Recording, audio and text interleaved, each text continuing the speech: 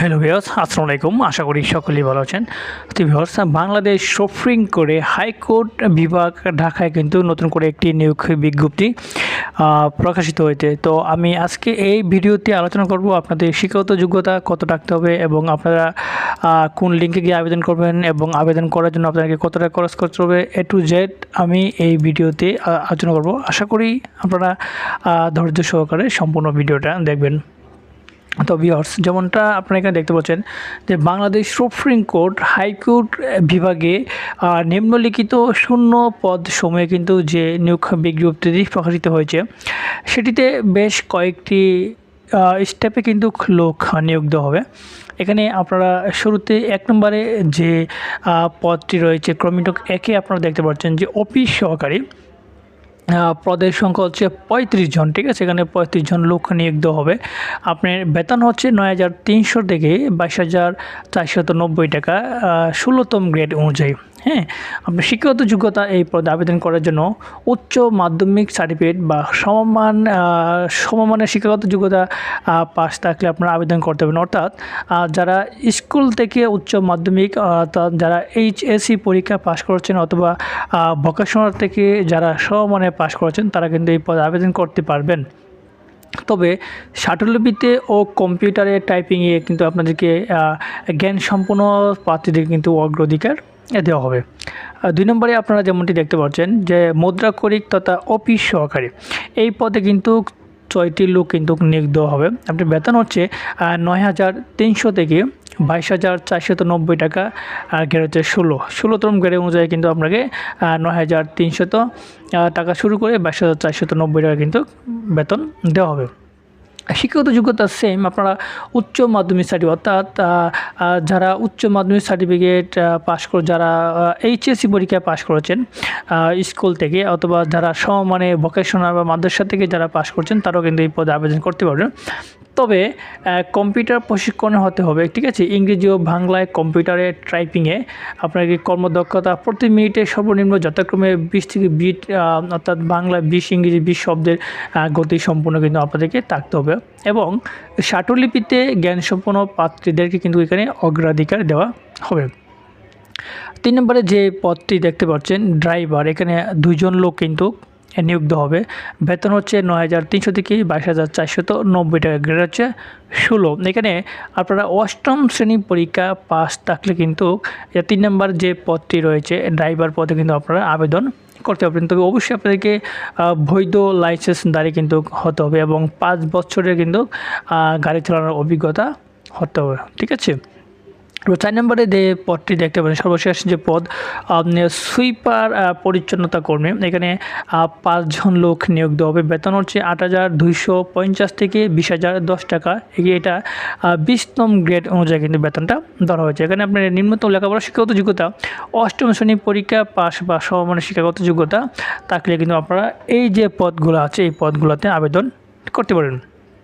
এখানে দেখেন শর্তাবলী, আবেদন যে আপনারা করবেন আবেদনের কিন্তু শর্তাবলী আছে। সেই শর্তাবলী ক্রাইটেরিয়া যদি আপনারা ফিল আপ করতে বা আপনাদের থাকে তাহলে আবেদন করতেন। এখানে দরখাস্ত তারিখের সর্বশেষ তারিখ এখানে দেখতে পাচ্ছেন 17/12/2024 খ্রিস্টাব্দে উল্লেখ করে, অর্থাৎ 17/12/2024 তারিখ থেকে যাদের বয়স 18 থেকে 32 বছর হবে তারা কিন্তু আবেদন করতে পারবেন। বয়স প্রমাণের ক্ষেত্রে কিন্তু অ্যাফিডেভিট কিন্তু কোনোভাবেই গ্রহণযোগ্য হবে না। সরকারি, আধা সরকারি অথবা স্বায়ত্তশাসিত প্রতিষ্ঠানে কর্মরত প্রার্থীদেরকে অবশ্যই যথাযথ কর্তৃপক্ষের সম্মতি মাধ্যমে কিন্তু আপনারা আবেদন করতে পারবেন এবং এ সংক্রান্ত অনুমতিপত্র মৌখিক পরীক্ষার সময় কিন্তু আপনাদেরকে দাখিল করতে হবে।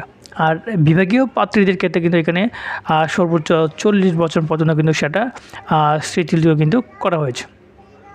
আর এই আবেদনটি করতে হবে আপনাদেরকে অনলাইন ছাড়া কিন্তু আপনারা কোনো ক্রমেই আবেদন করতে পারবেন না। অনেকে আছেন যে ডাক যোগাযোগে পাঠাবেন অথবা ইমেইলে পাঠাবেন, সেগুলো কিন্তু আপনারা এখানে গ্রহণযোগ্য হবে না। এখানে আবেদন করার জন্য যারা আবেদন করতে চান এখানে একটি লিঙ্ক দেওয়া আছে। আমি যদি আপনাদেরকে স্ক্রিনে জুম করে দেখাই, আপনারা এখানে যেমনটি দেখতে পাচ্ছেন যে http://supremecode.teletalk.com.bd, হ্যাঁ, আপনারা যারা এই সমস্ত পদে আবেদন করতে চান এই লিঙ্কে কিন্তু আপনাদেরকে গিয়ে আবেদনপত্রটি কিন্তু সম্পূর্ণ করতে হবে। আর এই আবেদনপত্রটি যেহেতু আপনারা অনলাইনে করবেন, আর এই অনলাইনে আবেদন প্রক্রিয়া শুরুর তারিখ হবে আপনার 2 ডিসেম্বর 2024, অর্থাৎ ডিসেম্বরে 2 তারিখ থেকে সকাল 10 ঘটিকা থেকে আপনারা এই আবেদন প্রক্রিয়াটি করতে পারবেন। এই আবেদন প্রক্রিয়ার কার্যক্রম কিন্তু শুরু হবে। আর অনলাইনে আবেদনের জমাদানের শেষ তারিখ হতে 17 ডিসেম্বর 2024 বিকাল 5 ঘটিকার মধ্যে কিন্তু আপনাদেরকে আবেদনপত্রটি করাবেন। দেখেন এই আবেদনটা কিন্তু আমরা 16 ডিসেম্বর থেকে শুরু হবে, যা কিনা শেষ হবে 17 ডিসেম্বর, অর্থাৎ আপনারা কিন্তু এখানে মোটামুটি একটা 17 দিনের একটা সময় পাবেন। ঠিক আছে, এই সময়ের মধ্যে কিন্তু যারা আবেদন করতে চান আপনারা আবেদন করতে পারবেন। ঠিক আছে, আর যেহেতু আবেদনটি অনলাইনে করবেন, অনলাইনে আবেদন করার সময় এখানে আপনাদেরকে 300x300 পিক্সেলের একটি রঙিন ছবি কিন্তু আপলোড করতে হবে। আপনাদের ওই উক্ত আবেদনপত্রে আপলোড করে সেখানে অ্যাটাচ করতে হবে। তারপরে এখানে 300x80 পিক্সেলের একটি স্বাক্ষর কিন্তু আপনাদেরকে স্ক্যান করে উক্ত আবেদনপত্রের সাথে আপলোড করে কিন্তু সাবমিট করতে হবে। আর এই আবেদনপত্রটি অনলাইনে সাবমিট করার পর এই 72 ঘন্টার মধ্যে কিন্তু আপনাদের পরীক্ষা যে ফ্রি আছে, পরীক্ষার বাবদ যে চার্জ আছে, যে টাকাটি আছে সেটি করে আপনাদের পেমেন্ট করতে হবে। যদি আবেদনটি সাবমিট করার পর 72 ঘন্টার মধ্যে যদি আপনারা এই আবেদনপত্রের যে টাকা পরিশোধ ফ্রি না করেন, তাহলে কিন্তু আপনাদের যে আবেদন প্রক্রিয়াটি আছে সেটি কিন্তু বাতিল বলে গণ্য হবে। আর এই আবেদনপত্রের টাকা পেরোনোর যে সিস্টেম, অনেকে আছেন যে আপনাদের যদি নিজেদের SMS করে করতে চান, তো অবশ্যই কিন্তু আপনাদেরকে সরকারি টেলিটক সিম থাকতে হবে। ঠিক আছে, এই সরকারি টেলিটক সিমের মাধ্যমে কিন্তু আপনারা আবেদন প্রক্রিয়াটি সম্পন্ন করতে পারবেন। তো আপনারা কিভাবে আবেদন পাঠাবেন, আবেদনের যে সিস্টেম আছে এখানে কিন্তু সম্পূর্ণ এই নিয়োগ বিজ্ঞপ্তিটিতে দেওয়া আছে। আশা করি আপনারা ভিডিওটা স্টেপ করে অথবা স্ক্রিনশট নিয়ে কিন্তু আপনারা এখানে যে প্রসিডিউরটি আছে আপনারা দেখে নিতে পারবেন। ঠিক আছে, আর এখানে দেখতে পাচ্ছেন এই যে এখানে 1, 2, 3, ঠিক আছে, ক্রমিক নং 1, 2, 3 এই সমস্ত পদের জন্য আবেদন করার জন্য আপনাদেরকে সর্বোচ্চ 223 টাকা খরচ করে কিন্তু আপনাদেরকে আবেদন প্রক্রিয়াটি সম্পূর্ণ করতে হবে। আর 4 নম্বরে যে পদটি রয়েছে সুইপার সুপারভাইজার কর্মী, হ্যাঁ, সুইপার সুপারভাইজার পরিচালনা কর্মী, এই পদে আবেদন করার জন্য আপনাদেরকে সর্বমোট 112 টাকা খরচ করে আপনারা এই আবেদন প্রক্রিয়াটি সাবমিট করতে পারবেন।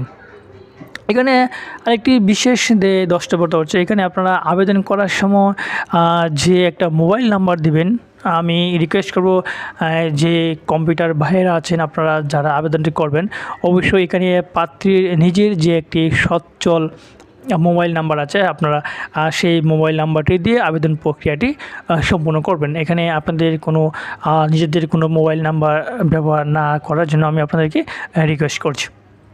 এখানে দেখতে পাচ্ছেন যারা সিলেক্ট হবেন মৌখিক পরীক্ষার সময় নিম্নে বর্ণিত ক্রমিক নং 1 থেকে 5 পর্যন্ত কাগজপত্রের যে মূল কপি প্রদর্শনপূর্বক প্রতিটি সত্যায়িত ফটোকপি দাখিল করতে হবে। আমি আবার বলছি, মৌখিক পরীক্ষার সময় নিম্ন বর্ণিত ক্রমিক নং 1 থেকে 5 পদের জন্য কাগজপত্রের মূল কপি প্রদর্শনপূর্বক প্রতিটি সত্যায়িত ফটোকপি কিন্তু আপনাদেরকে দাখিল করতে হবে। এখানে এক নম্বর দেখতে পাচ্ছেন যে প্রার্থীর সকল শিক্ষাগত যোগ্যতার সনদপত্র, প্রযোজ্য ক্ষেত্রে অভিজ্ঞতা সনদপত্র যদি প্রয়োজন হয় সেটি আপনাদেরকে দাখিল করতে হবে। এরপর দেখতে পাচ্ছেন যে কোটা সমর্থনের মূল কাগজাদি, ঠিক আছে, প্রার্থীর যে ইউনিয়ন পরিষদ পৌরসভা এর বাসিন্দা, যে ইউনিয়ন পরিষদের চেয়ারম্যান, পৌরসভা মেয়র, কাউন্সিলের কর্তৃক প্রদত্ত নাগরিকত্ব সনদপত্র। এরপরে জাতীয় পরিচয়পত্র, জন্ম সনদের সত্যায়িত অনুলিপি, অনলাইনে পূরণকৃত আবেদনপত্রের কপি, অ্যাপ্লিক্যান্ট কপি, অর্থাৎ যে আপনারা যে আবেদনটি করেছেন, আবেদনটি করার পরে যে আপনারা যে অ্যাপ্লিকেশনটি করেছেন এই অ্যাপ্লিকেশনটি একটি প্রিন্ট আউট করবেন, হ্যাঁ, প্রিন্ট আউট করে কিন্তু সেটা একটি এই অ্যাপ্লিক্যান্টের কপি কিন্তু আপনাদেরকে জমা দিতে হবে। পরীক্ষা সংক্রান্ত যাবতীয় তথ্য বাংলাদেশ সুপ্রিম কোর্টের ওয়েবসাইটে আপনারা পাবেন। নিয়োগ পরীক্ষা সংক্রান্ত যে কোনো বিষয়ে নিয়োগকারী কর্তৃপক্ষের সিদ্ধান্ত চূড়ান্ত বলে কিন্তু এখানে গণ্য হবে। লিখিত, মৌখিক, ব্যবহারিক পরীক্ষা অংশগ্রহণের জন্য কোনো প্রকার টিএডি কিন্তু আপনাদেরকে প্রদান করা হবে না। তবে ভিউয়ার্স, আপনারা জানেন যে আমাদের এই বাংলাদেশে কিন্তু এই যে কোটা সংস্কারের যে আন্দোলন নিয়ে কিন্তু আমাদের দেশে কিন্তু অনেক কিছুই হয়ে যাচ্ছে বা হচ্ছে। তো আশা করি আপনারা যাদের শিক্ষাগত যোগ্যতা আছে আপনারা এই নিয়োগটিতে আবেদন করবেন। আশা করি আপনাদের কপালে যদি থাকে একটি সরকারি চাকরি হয়ে যেতে পারে। তবে আজকে এই পর্যন্তই। দেখা হবে আপনাদের সাথে পরবর্তীতে অন্য কোনো একটি সরকারি বা বেসরকারি চাকরির আপডেট নিয়ে। সেই পর্যন্ত আপনারা সকলেই ভালো থাকেন, সুস্থ থাকেন। আল্লাহ হাফেজ।